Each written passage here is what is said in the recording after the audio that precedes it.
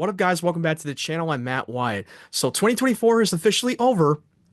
We're stepping into the new year for the movies of 2025, and it's going to be a packed year for big major hit films this year than it was last year. Some of them may live up to the expectations, and some of them are not. Who knows? But I'm going to list off the top 10 my most anticipated films that I am truly looking forward to. Now, make no mistake, just because it's in my top 10 list, it doesn't mean it's going to be a guarantee that that any of these movies are going to live up to the hype. Because most of the movies might end up in my top 10. That might be one of the worst things that they put out. Who knows? We'll wait and see. Let's just hope for the best. Fingers crossed.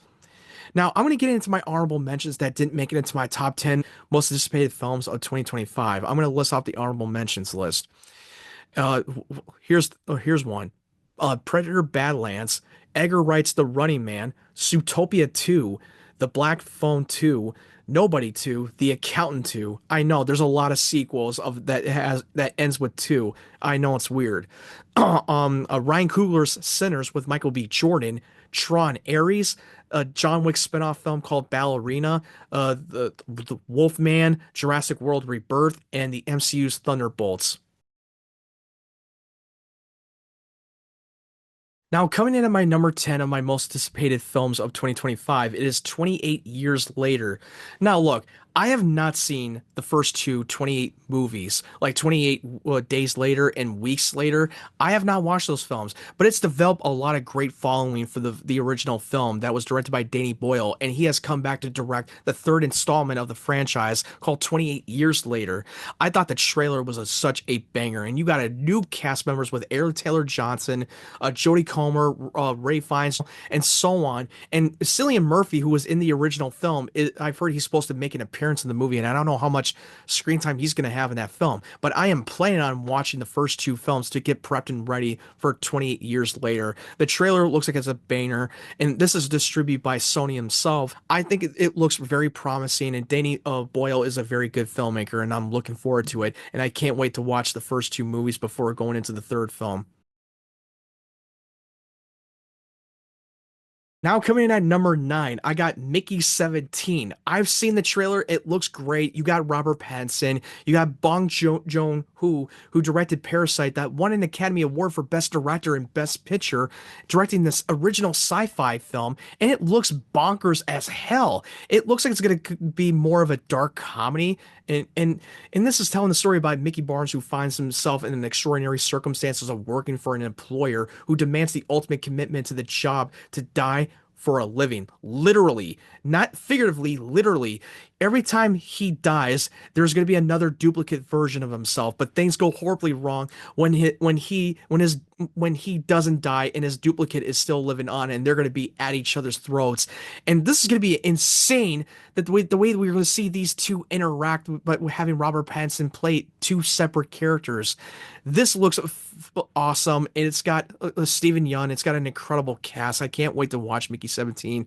I can't remember when it comes out exactly in 2025. I believe it's supposed to come out maybe around spring or the summer. I've heard it got pushed back, but it's still going to be coming out later this year, and I can't wait to see this. This looks really good, and I hope it lives up to the hype, because Joon-ho is a very good, talented filmmaker, and this might be his next Oscar buzz.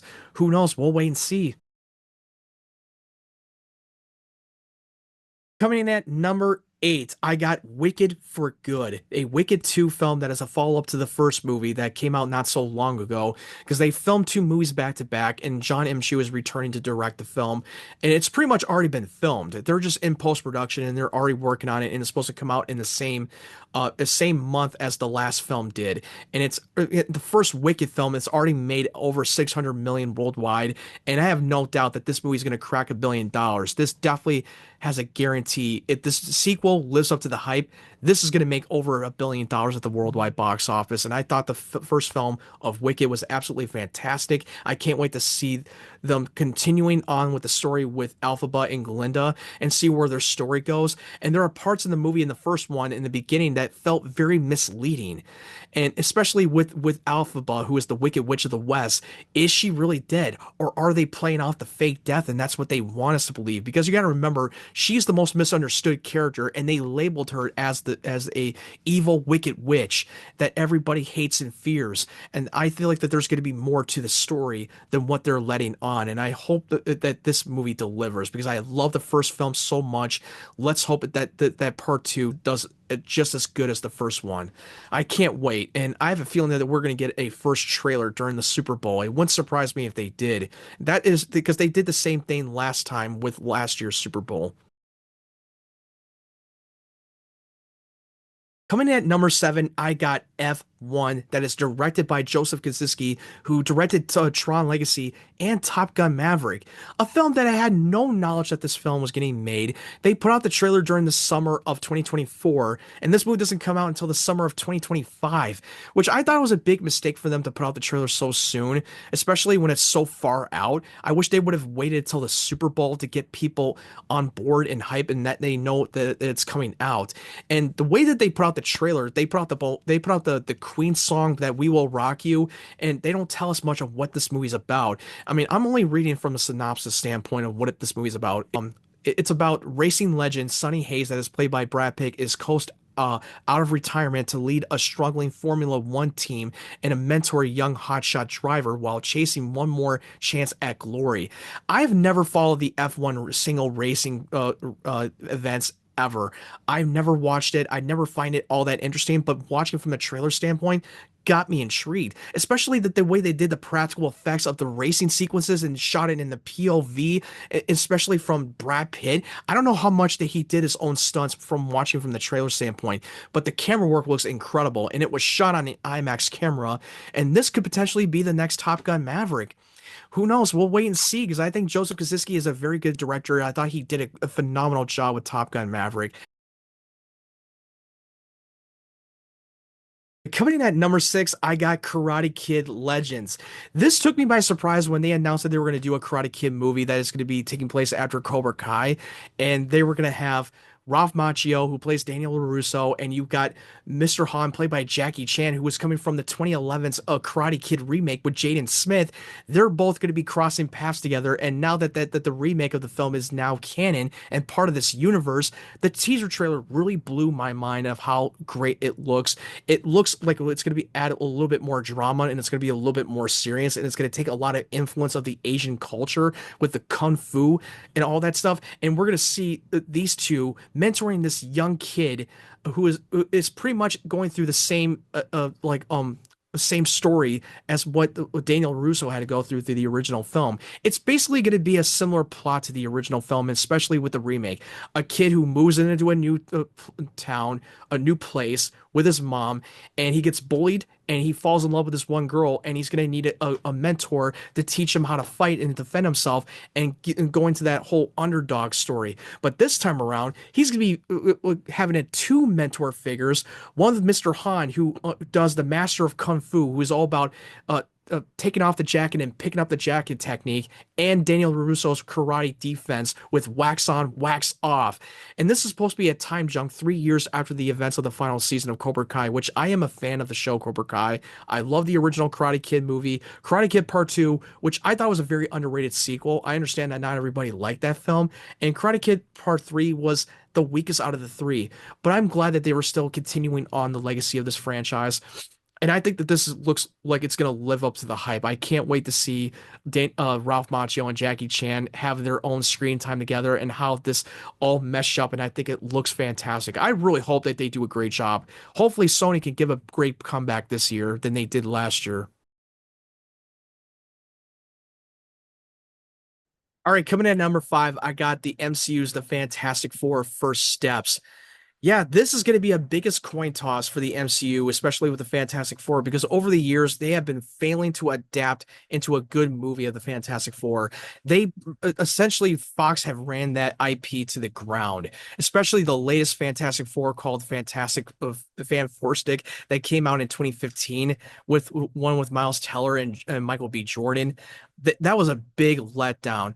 Now that the MCU has the rights back, they have a chance to make up for it and actually make a great movie. You got Matt Shakman, who has directed a lot of the episodes of Monarch Legacy of Monsters on Apple TV Plus. He directed 9 episodes of WandaVision. He did Succession, The Boys. This guy is a really talented filmmaker, and hopefully that they can give us a faithful adaptation to Fantastic Four. And the main villain is Galactus. And you got the main cast, a all-star cast playing the Fantastic Four. You got Pedro Pascal, who plays Reed Richards, Vanessa Kirby playing Sue Storm. You got Joseph Quinn playing Johnny Storm, and you got Ebon Moss Bonhark. I'm sorry if I'm mispronouncing his last name, but he's playing Ben Grimm, who is the Thing. You got a big major stars playing the role, and you got the Silver Surfer coming in, which is not the version you know from the Silver Surfer, but you also got Galactus, and hopefully that they can get Galactus right, because the last time they did Galactus was in the Rise of the Silver Surfer movie, and they completely botched that. And this is supposed to be taking place in another reality of the MCU that is not taking place in the MCU's sacred timeline. And seeing the still photos that was at Comic-Con, it looked like they're going for the more of the 1960s retro in a futuristic world that was kind of like more influences from the Jetsons and in the video game Fallout. This looks like it has a lot of promise. I hope that this one delivers, and I have no doubt that this is going to be coming out with the first trailer during the Super Bowl. This is a 50-50 because this is coming out 2 weeks after James Gunn's Superman movie. I wish they moved the date, but it's apparently not going to happen. They're going to stick to the date that they have and hope for the best. Coming in at number 4, I got How to Train Your Dragon, the live action adaptation that is distributed by DreamWorks Pictures. Dude, I was a little bit worried that they were going to do a live action adaptation that was based on the original How to Train Your Dragon film that was on animation. I love the first 3 How to Train Your Dragon movie. The trilogy is arguably one of the greatest trilogies of all time. And they brought back uh, Dave Blois, who directed the original 3 How to Train Your Dragon animated film, and he's coming back to direct the live action adaptation. And when after watching the trailer, oh my God, I was floored by the teaser trailer, by giving us the feel and the nostalgia from the original film, and did it shot for shot at the end of the teaser trailer when Hiccup puts a palm on Toothless's face and showing the comfort and showing that he mean no harm. It was definitely like the original film, and it looked like it captured it very well visual from a visual standpoint. The cast that they did for Hiccup was definitely great. Toothless, who's the dragon, looks beautiful in live action. It looked like it was coming straight out of the animated film. It definitely captured the spirit from the teaser trailer standpoint. And having Gerard Butler, who voiced Hiccup's dad in the original film, is coming back to reprise his role in live action, and he looks fantastic as Hiccup's dad. He's definitely the great choice, and hopefully that they don't try to make the same mistakes with Disney's live action films that kept on failing to put out a good quality. Hopefully that DreamWorks can learn a thing or two and actually give us a banger, a DreamWorks live action adaptation. Now into the top 3 spot for the number 3, I'm going to give it to James Cameron's Avatar Fire and Ash. Dude, I love the first 2 Avatar movies, and I know that James Cameron took so damn long, like 13, 14 years to do a sequel. He's already doing 4 Avatar movies. And yes, we were all frustrated that we waited this long to get a sequel. But after coming out of with Avatar: The Way of Water, it actually exceeded all the expectations. I got into a lot of argument with my brothers and my dad that this movie is going to make like a billion dollars or even $2 billion, and they thought I was out of my mind. They thought like, no, nobody's going to go see it. Like, here's the thing: it doesn't matter whether you like the film or did not like the film. Your opinions are irrelevant. There are still a lot of fans who are fans of the Avatar franchise and wanted to go out and see it in the holiday season into December, which is it's going to be the banger by the end of the year. And and I trust James Cameron. He's a perfectionist. He's a great storyteller. Sure, I would have loved to see him direct other films outside of Avatar, but you know what? That's his choice. I love the way he did a world building of the Pandora. I love the characters. Avatar: The Way of Water was far better than the first one because they developed characters and they fleshed them out very well, and they made me invested in it. And they expand upon the Pandora world where we explore the Water Tribe. I thought he did an incredible job with the sequel. It was a masterpiece from beginning to end. I was instantly transported and invested, and I can't wait to see when we explore with the fire people who are potentially going to be the main antagonists of the third film. I can't wait to see what he's gonna got in stores. I wouldn't be surprised if they put this trailer out during the Super Bowl. Number two, Mission Impossible: The Final Reckoning. This is probably going to be the last one of the Mission Impossible franchise. The last film that was called Dead Reckoning, the film underperformed at the box office, unfortunately, and I'm someone that really loved Dead Reckoning. I didn't love it as much as Fallout because I still consider Fallout to be the best of the Mission Impossible franchise. But Tom Cruise is the Lord and Savior when it comes to big blockbuster movies by doing crazy stunt work as many times as possible to keep getting more people back into the cinema.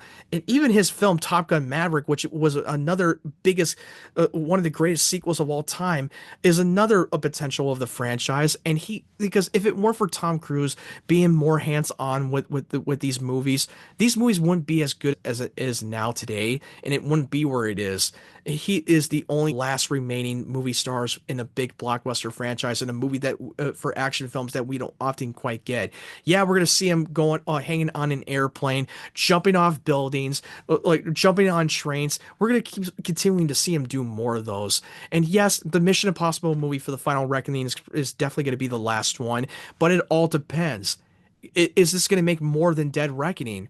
Is this going to be the best time to open it now, since now that we waited apparently like 2 years for another Mission Impossible movie, even though that they sort of shot the two of them at the same time, and then they had to go and do more additional shooting, additional photography for this movie.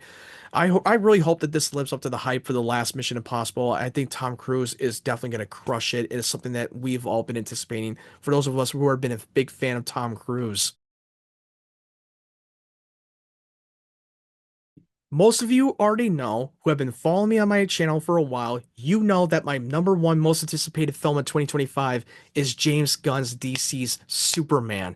I've been on board with James Gunn ever since he took over at DC Studios, and having be the co-CEO alongside with Peter Safran, and we knew that they were going to do a soft reboot, and he'll keep some of the actors that worked with James Gunn for the Suicide Squad and Peacemaker and bring them over to the new chapter of the DCU.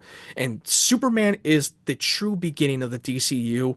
This is his chance to give us Superman back on the silver screen after being absent for so long. His character Superman has been in the sidelines in the cinema for way too long because of the old regime at WB who did the DCEU had ran that shit into the ground, because back in 2023 a lot of the remaining DCEU movies had flopped big time. Maybe not as much with Aquaman and the Lost Kingdom, but most of it have completely flopped and they gave up hope for the DC universe. Let's hope that this Superman movie really delivers. I think the casting is brilliant. David Corenswet is definitely born to play Superman. And Rachel Brosnahan, who is playing Lois Lane, is absolutely a great choice. Nicholas Hoult playing Lex Luthor as the main villain. Brilliant. James Gunn is no new when it comes to casting. He's put out a lot of banger movies, including the Marvel films. Name one movie that he did was bad. You can't really name any of them. He's been winning over a lot of critics and audiences when it comes to quality. He's all about storytelling, and even the show Peacemaker, a show that is probably one of the best current DC shows that we've had in recent years. A show that I had no interest in, but ended up loving it, and it was surprising. And Creature and Commandos, which is a soft introduction of the DCU, I am loving that show so far. A show that I didn't really have that all interested in, but I had faith in James Gunn because I know he'll deliver a great quality and a great story with these characters. And this is their only chance to get this movie off the ground and actually be successful for the DC universe. Because if they screw this up, and it doesn't win over critics and audiences, even though that the trailer had been a big hit and that people were hyped for Superman, there's a chance that this movie could be bad. I can't guarantee that this movie's going to be bad or good. I'm hoping for the best that it will be great because I know James Gunn will do a great job in giving us the best Superman movie as we possibly can. And the teaser trailer was a banger, especially when you brought in Crypto, the super dog, which was a smart move on James Gunn's part, which I know it is a great selling point, especially when he's so good at establishing animal characters and giving us a greater depth and a charming and all that stuff. The teaser trailer I watch constantly on repeat.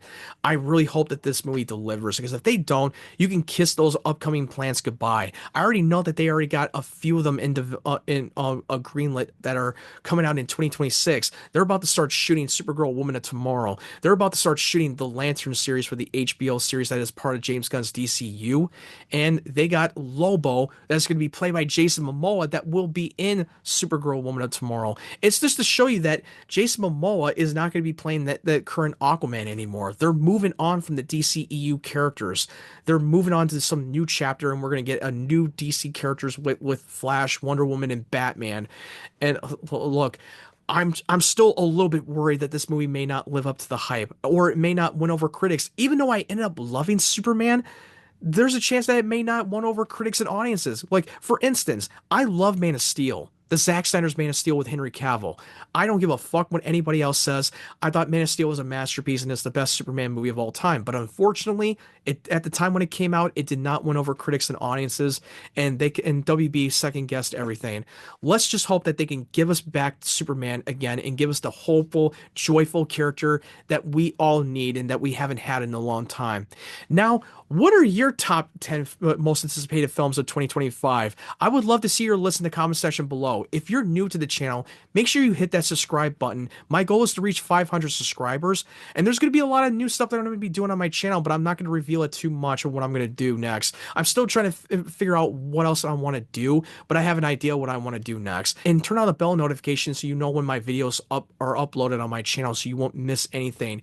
And if you want to follow my social media links, the link tree will be down in the description below.